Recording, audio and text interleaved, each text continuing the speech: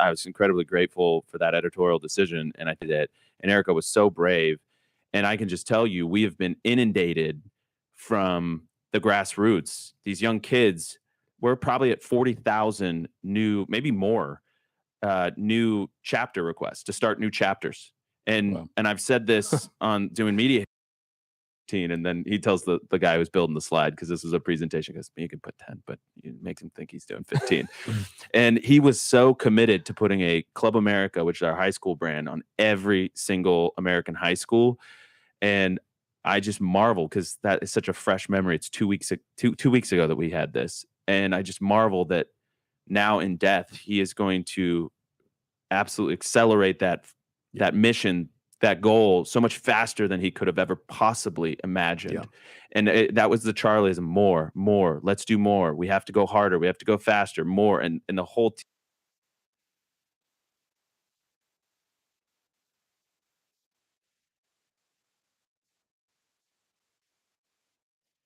to the Daily Wire. I just found out that the Daily Wire is donating $1 million to TPUSA, and I, from the bottom of my heart, thank you guys so much.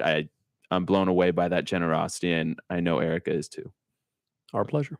Easiest board decision we ever had to make. God bless you guys. That's breaking news, and an amazing gesture of confidence in what Charlie built and what we are going to keep moving forward and growing and multiplying. We'll be right back.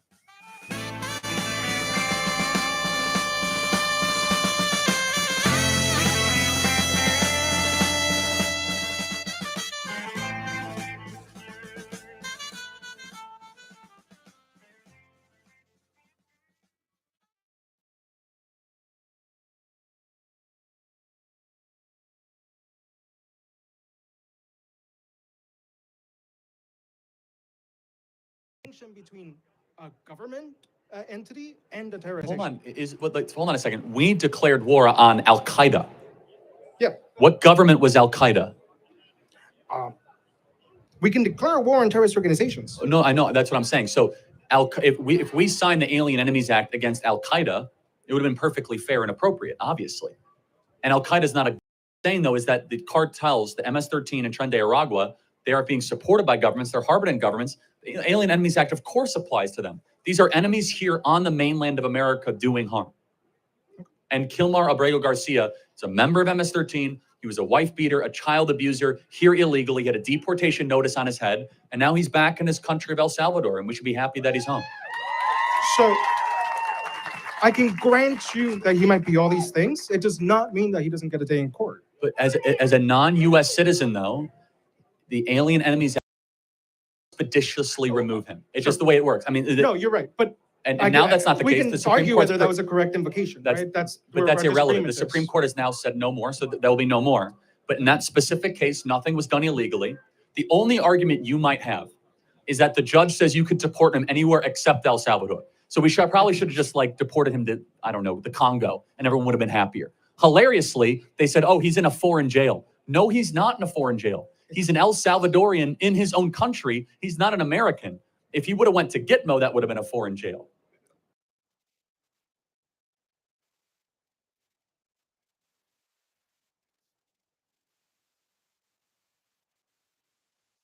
Thank you. Yeah, thanks. Great question.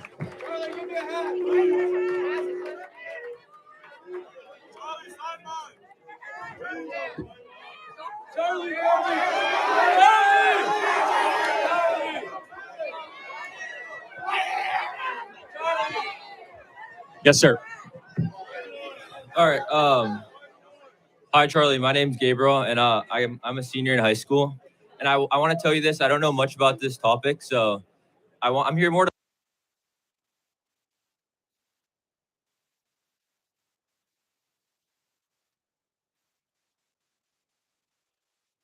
terms concerning the economy. And there are statistics to back this up. S&P has dropped 8%. Dow Jones has dropped 7%. The Russell has dropped 12%. The way I understand it, tariffs are a tax that are passed on to consumers. They impede upon the world free trade and increase the cost of imported goods. This not only has tanked our economy, but is actually putting small businesses across America out of work. Middle-class Americans that voted for Trump believing prices would drop are now having to close down their small business because they used to rely on outsourcing. Now, I understand that Trump's goal with this tariff policy is to bring back jobs to America. However, this is an unrealistic reality. Even though some corporations are moving production to the U.S. to avoid tariff, in reality, most would rather pass the cost on to consumers than financially pay billions of dollars in building new plants in America and paying higher wages. With all of this, I wanted to ask you if you could please defend Trump's tariff plan. Sure. Great. First of all, the market's recovering, but you're right, it has gone down. The market is not a necessarily good indicator of the economy. We have an economy and then we have a market. Half of Americans don't own any stocks, just for the record. Okay. And that's a very important thing, right? There's a lot of Americans that have money in stocks and No, are of course losing they do. money every day. Well, actually, okay, you're in high school, so I'm just going to be like super gentle. Like the market's been up the last couple of days, right? Markets go up, markets go down. Okay. The more important question, though, is what type of economy is going to survive the next 40 or 50 years? When we do not make our own vitamin C, we don't make our own antibiotics, we don't make our own drone parts, and it's all made in China, we should try.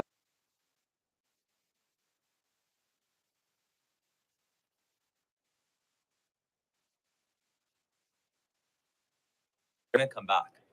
That's the reality. You know that better than I do, right? Yeah. Well, I know that. That's a fact. Oh, yeah, sure. Okay, There's a 90-day pause on okay, tariffs. so again, I'm trying to be super, like, you're in high school, it's fine.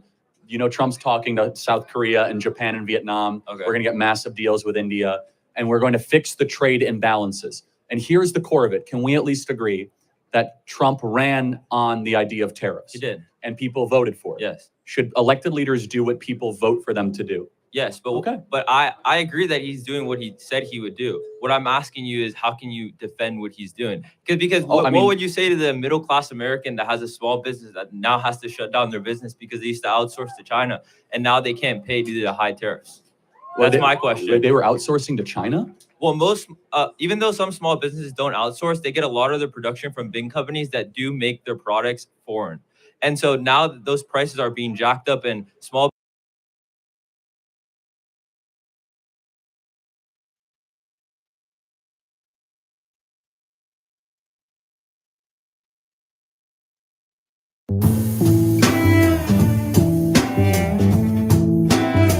All right.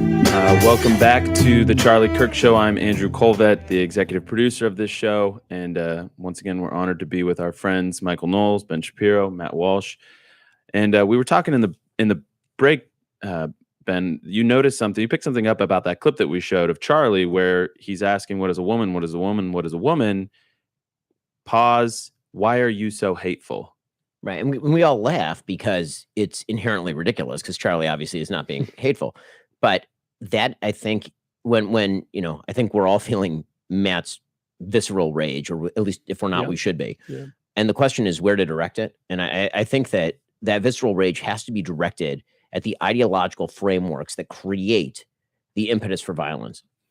In that statement, when she says, why are you so hateful? That's kind of the whole thing. The reason I say that is because there is a basic framework for ideology. There's been this flattening where we pretend that all ideologies are equally likely to create violence. There's a favor of the media, right? It's just, or politicians. Political violence is bad, however it's formed. Political violence. Both sides. Everyone's doing it.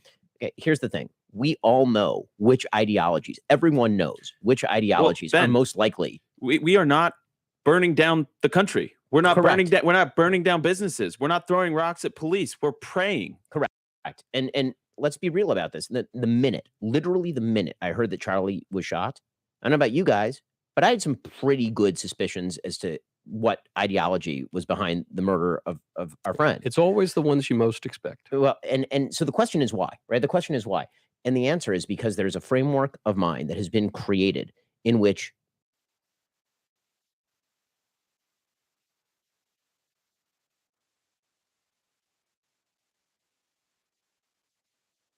played earlier for men, like be better. If you are a person who takes the failures in your own life and you externalize those onto a shadowy group of people who are responsible for all of your failures, and then you say those people are victimizing me to the point where they are genocide, erasing me, trans erasure, right? Trans genocide. And then you say, well, if those people are trying to kill me, it's self-defense, right? Speech is violence. It's self-defense for me to shoot somebody like Charlie Kirk for saying that. When she says, why are you so hateful? The reason she is perceiving fact as hate is because it is a denial of her sense of identity and a sense of threat that is now justifying violence. That is the reality. There's an undergirding to some of these ideologies, particularly this ideology, that has violent extremism as an after effect. That's just a reality. And there are multiple ideologies that are like that. So I think that the BLM ideology had aspects of this for sure. I think radical Islam, as Charlie routinely talked about, particularly in the last couple of weeks before his murder, radical Islam obviously is deeply ensconced in the sort of conspiracy theory about our failure is the fault of all these other people. These people are trying to harm us. Therefore, we are justified in doing violence to them. And when I see the New York Times trotting out Hassan Piker repeatedly now, this is like the second time, repeatedly, to talk about Charlie's murder as though he is the representative of good faith debate, when he has backed every terror group I can imagine. And has legitimately openly called for said America deserved 9/11. Yeah. Has openly talked about how his political opposition should be physically harmed. You're a lawyer, right? I mean, when does it cross the line into incitement? Does it has to be when is a specific name has to be used? Because this is relevant to what happened with Pam Bondi and all the clip that's, I mean, she was saying, she basically said hate speech is illegal. And Charlie, I mean, I think she ended up clarifying later, to her credit, that the clip is, I'm told, is incomplete. She ended up quoting incitement, right? Michael looks It's an There's no reason to say unfortunate hate phrase speech. to use. Yeah, Yes. If you're just saying that threats and incitement are illegal, of course they are. You don't need to say hate speech. No, exactly. So Well, that's A the leftist problem. euphemism for things I don't like. Yeah, I mean, but it ties into what happens next here, and that's why I'm asking it, because a lot of people, there was a push to sort of smoke out all these people that were criticizing or that were dancing on the grave, rather, and that's perfectly fair. It And that's comes social with a consequences. social Yeah. consequence, but not a legal one. When does it become a legal consequence? So I think that what they've been attempting to do, and Kash Patel is apparently talking about this, is labeling Antifa a terrorist group, which absolutely they should be. I mean, clearly they should be at this point. And that if there are people who are funding groups that are violent, then we should obviously be looking into them, probably under racketeering.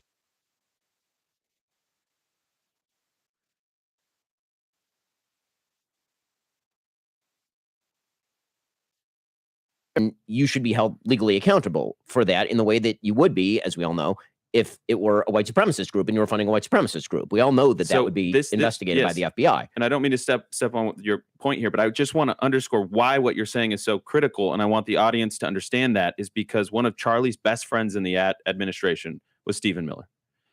And Stephen Miller came on our show yesterday. I think he said the same thing on Hannity. The last text message, and there's so many prophetic little nuggets, guys. I wish I could share them all.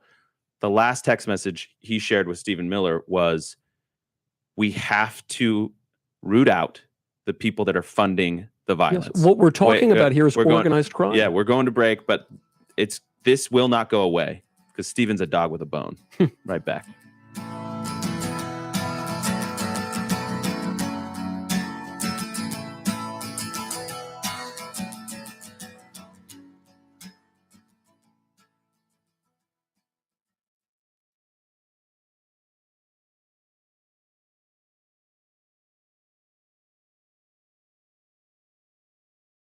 Hold on, time out. That he did not leak it. First of all, he added the person. The person who actually is responsible was just removed as national security advisor. Oh, Today, you mean the person who was Mike the fall guy for Pete Hegseth's problem? No, he added somebody.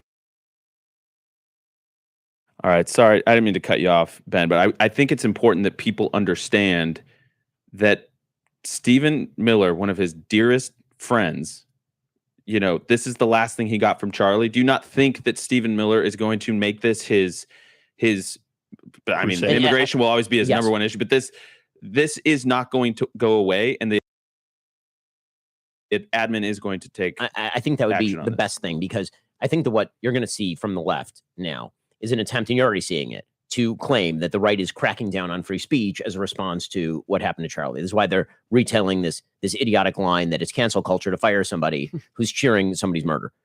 It's why they're now trying to spin that quote from the Attorney General into they're cracking down on free speech. being meticulous about your policy pursuits, which is something that Charlie very much was. Yes. Being meticulous in how you actually do the thing is the thing that the administration needs to do next. And Stephen Miller is definitely going to do this. I was talking with my friend Chris Rufo about this because Chris is very much into this.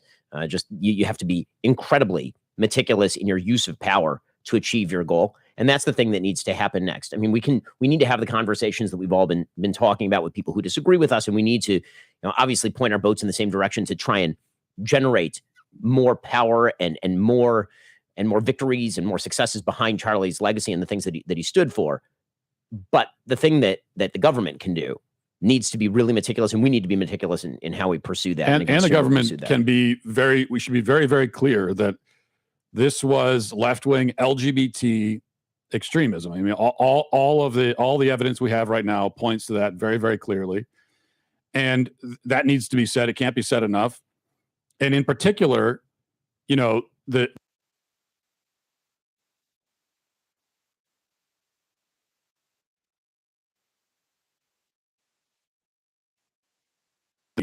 dangerous. It is inherently violent. Trans ideology is inherently violent because it is a violent rejection, first